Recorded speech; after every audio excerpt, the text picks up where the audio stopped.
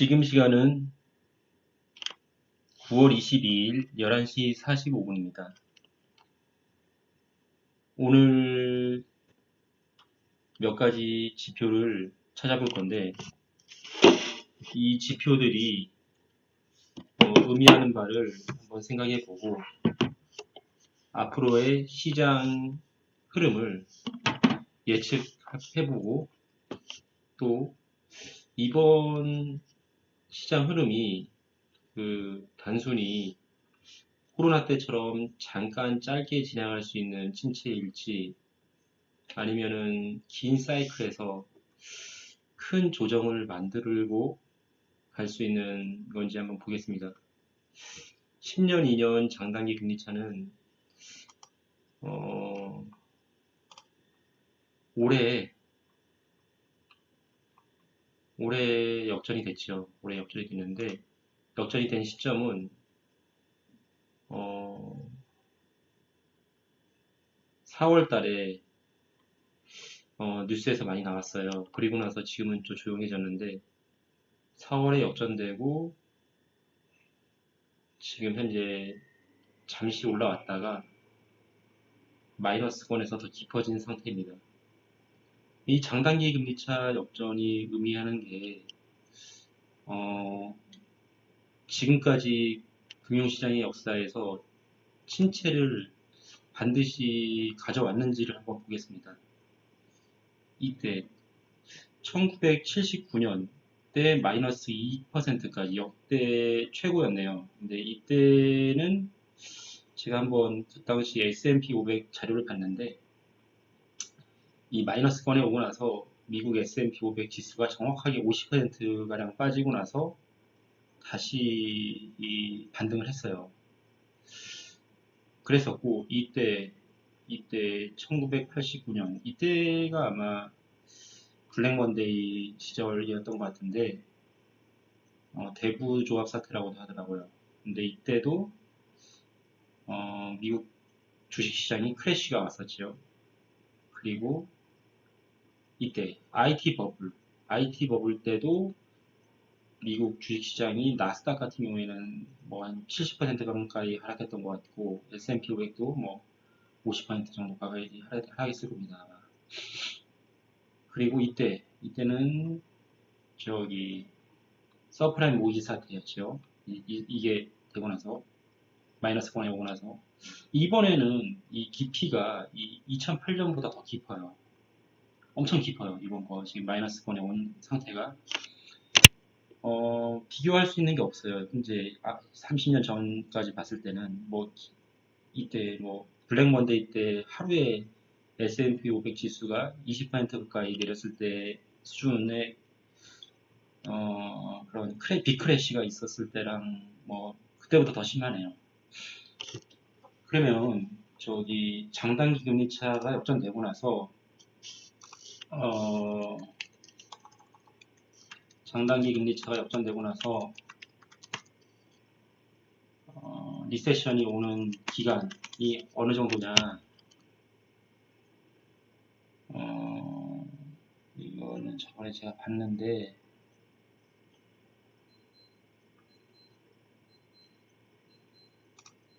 그런데 기사를 보면은 10년물과 2년물이 역전되고 나서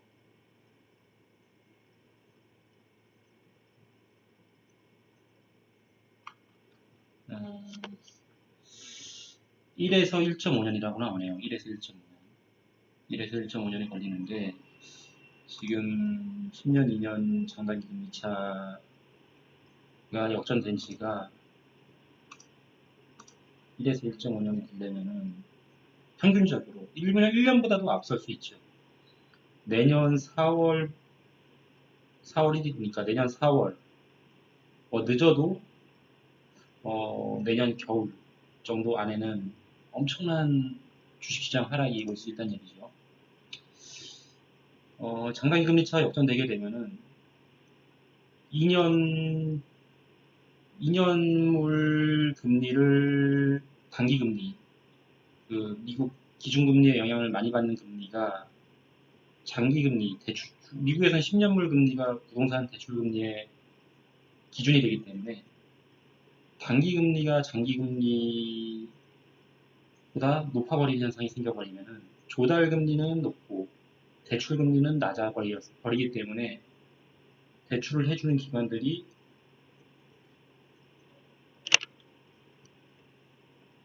대출 심사를 굉장히 까다롭게 보겠죠. 그리고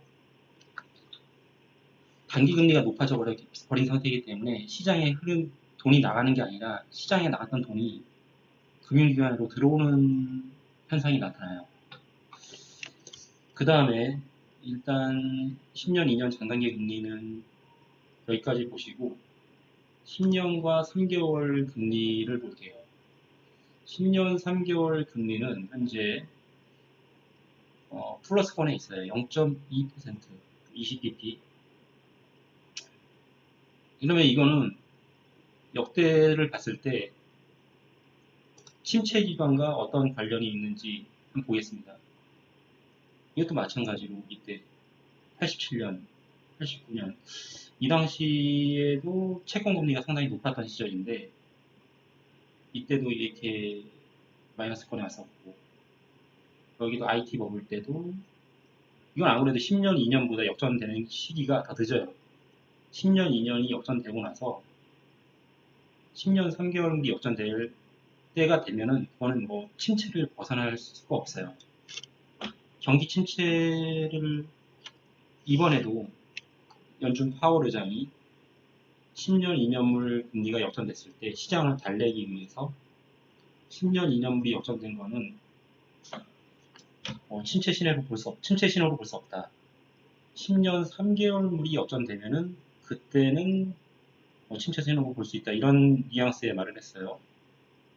그러면은 이렇게 갑작스럽게 떨어졌단 말이에요. 10년물과 3개월물 간의 금리 차이가. 여기서 보시면 아시겠지만 이 IT 버블 때 10년 3개월물 금리 역전이 마이너스 0.77까지 갔어요. 지금 플러스 0.2인데 이거는 미국 FFR 연준 기준금리 초단기 금리에 가깝게 움직이기 때문에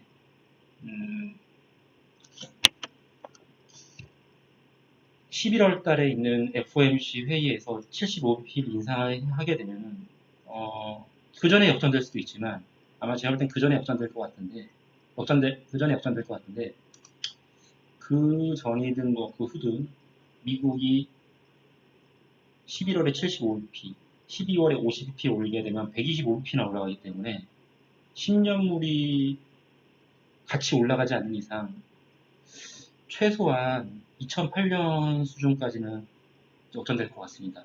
10년 3개월물이 역전되게 되면 말 그대로 초단기 금리, 조달 금리는 높고 대출 금리는 낮기 때문에 시중 자금이 시장으로 흘러 들어가야지 유동성이 풍부해지면서 자산 시장이 급등을 할 수 있는 건데 뭐 그럴 가능성이 이제 사라진다고 봐야죠. 그 다음에 연준의 대차 대조표를 보겠습니다. 연준의 대차 대조표는 지금 9조 달러에 거의 근접했었다가 지금 좀 내려온 상태예요. 근데 지금 QT가 현재 하고 있죠, QT를.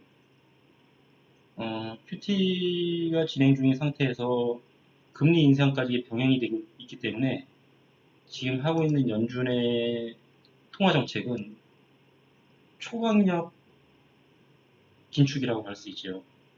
이런 상태에서 자산시장이 뭐 정고점을 간다든가 아니면 폭등을 바란다는 것은 사실상 공부 안 하고 서울대 가는 걸 희망하는 거랑 똑같은 거죠. 이때가 2018년 1월달이 코스피가 고점을 찍고 2019년 이때 2019년 8월달 이때 우리나라 주식시장이 큰 크래시가 있었어요. 그리고 연준의 레포 자금 레포렐리로 이렇게 올렸던 건데 이 상태 2018년도에 4조 달러 4조 4천억 달러의 연준 자산이었던 게 3조 7천억 달러 한 7천억을 연준 자산을 줄였을 때 우리나라 자산 코스피 지수가 2600 정도였던 것 같은데 2600 거기서 거의 1700까지 아마 갔을 거예요. 근데 2022년 6월 달부터 3월 달부터 큐티를 시작했나요? 9월 달부터 큐티 규모 사이즈를 늘렸고 지금 큐티 규모가 상당히 큰 폭으로 900억 달러씩 하기 때문에 매월 이때보다 제가 알기로 좀 더 큰 걸로 알고 있는데 큐티 하는 속도가 그러면 이걸 큐티를 중단하지 않는다면은 어, 매월 900억 달러씩 줄어든다고 했을 때 1년만 하면 2조 달러가 줄어드는데 그러면 여기에서 이 상태로 자산시장이 박살났던 거 2018년 1월부터 2019년, 2020년까지 자산시장이 박살났던 것보다 더 세게 주시장이 망가진다고 볼 수 있습니다. 지금 심각한 거는 이 연준의 대차 대조표가 너무 방만하게 커졌어요. 이 커진 걸 계속 이런 식으로 가게 되면은 어떤 부작용이 예상되냐면 첫 번째로 그 물가가 일단은 이걸 줄이지 못했을 때 물가를 잡기가 힘들고 두 번째로는 이런 식으로 계속 팽창을 시켰을 때는 이 달러화에 대한 신뢰도가 통화 난발로 인해서 달러가 기축통화를 믿을 수 있는 거냐 이런 의문점이 생기면서 또 미국 부채율도 계속 올라가 있죠. 그러면서 암호화폐 쪽으로 그 통화의 그 어, 통화에 대한 신뢰도가 넘어갈 수도 있는 그런 위험이 있다고 봅니다. 다음으로 미국 하이드 스프레드를 보겠습니다. 하이드 스프레드는 위기 때마다 이렇게 폭등하는 경향이 있어요. 위기 때마다. 지금 그래서 2008년 사실 미국이 양적 완화를 안 했으면은 주택 버블로 인해서 한번 엄청난 파산이 일어나고 금융 시스템이 다시 일어서는데 상당히 오랜 시간이 걸릴 뻔했겠죠. 근데 지금 봤을 때는 이 코로나 때도 이게 하이드 스프레드가 급등을 하면서 신용도가 낮은 기업들이 자금을 구하기 어려운 상황이 됐습니다. 근데 지금 이게 5%가 넘어서면은 사실상 좀 5.2가 넘어서면은 이제 위험 신호로 봐야 되는데 지금도 위험 신호라고 봐요. 왜냐면 이게 하이드 스프레드는 미국 국채와 어, 신용도가 낮은 기업들이 자금을 조달하는 금리의 차이를 말하는 건데 2020년, 2021년도는 미국 10년물 금리가 1% 정도였어요. 1%. 1%일 때 3% 차이였으면은 4%면 조달한다는 얘기인데 투기 등급 기업들이 근데 지금은 미국 10년물 금리가 3.한 7 이렇게 3.6 이렇게 나오는데 거기다가 4.87을 더해버리면은 8.67을 주고 지금 조달을 해야 된다는 얘기인데 사실상 미국 지금 투기 등급 기업들은 돈을 못 구한다는 얘기예요. 사실상 돈을 못 구하고 자금난을 겪을 수 있다. 자, 미국 작은 회사들이 이제 파산의 위험에 직면할 수 있다는 걸 의미합니다. 그 다음에 10년 기대 인플레이션은 현재 2.38%. 그러니까 앞으로 10년 동안 어느 정도의 평균적으로 물가가 오를지를 이제 어, 예상하는 거죠. 근데 사실 여기 2022년 4월달이요. 사실 미국이 4월달에 아마 기준금리가 제로금리거나 0.5밖에 안 됐던 걸로 기억하는데 0.25, 0.25. 근데 거기서 이제 그 금리를 꾸준히 올리면서 물가에 대한 사람들의 불안감은 약간 내려가긴 했어요. 근데 기대 인플레이션은 약간 실제 물가 지표보다는 선행성이 있기 때문에 금리를 좀 더 올리고 큐티를 할수록 기대 인플레이션은 내려가게 될 것 같습니다. 그 다음에 미국 실질금리 10년 명목금리에서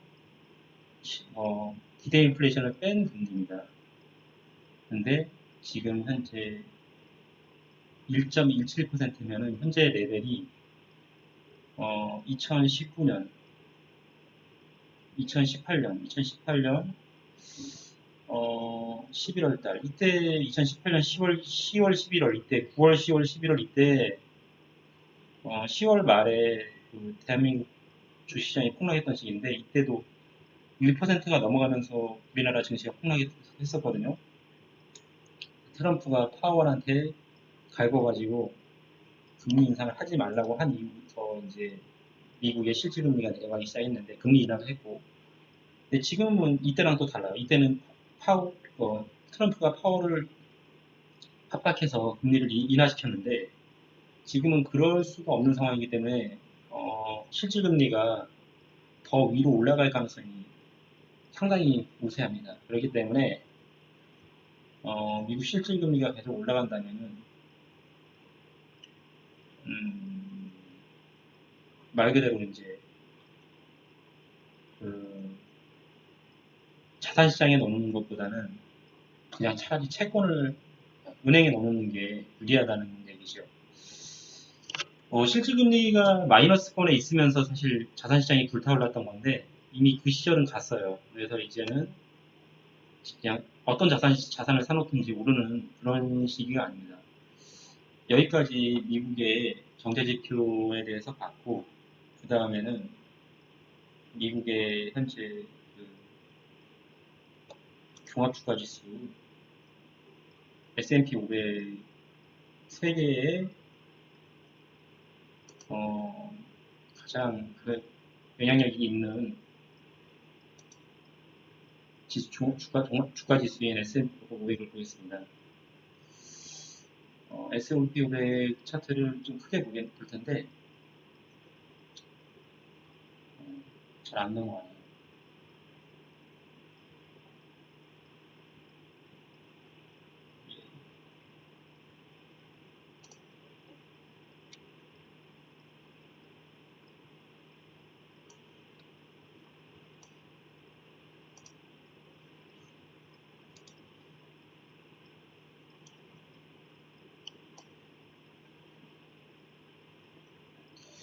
현재 S&P 500이 고점을 찍고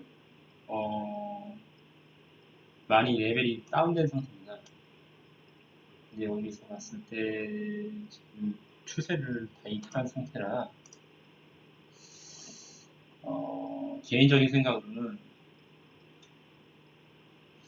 현재 이 엘리어트 파동상 A 파동이 진행 중으로 보이고요. 지금 예상되는 걸로는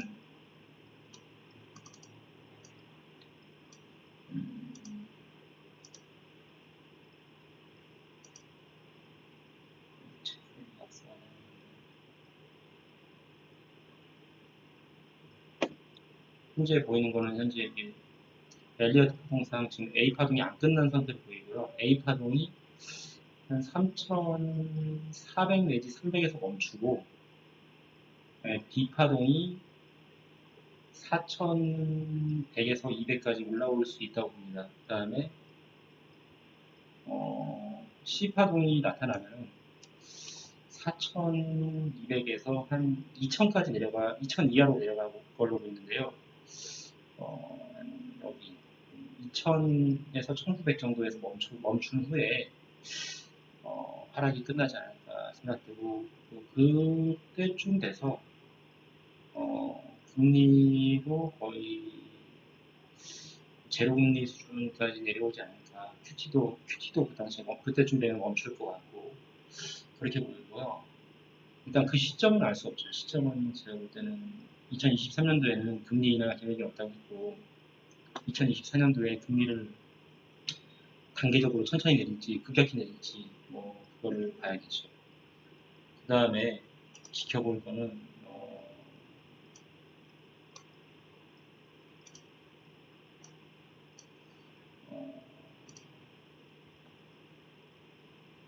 환율을 봐야 되는데요. 달러 환율에 대해서는 할 말이 많은데 이 환율에 관해서는 따로 다음번 영상에 하겠습니다. 일단은 오늘 자료에 대해서 충분하게 설명이 된지 모르겠는데 여기서 멈추고 내일 또 영상을 하나 더 제작해서 한번 올려보겠습니다. 오늘 좋은 밤 되시고 시청해주셔서 고맙습니다.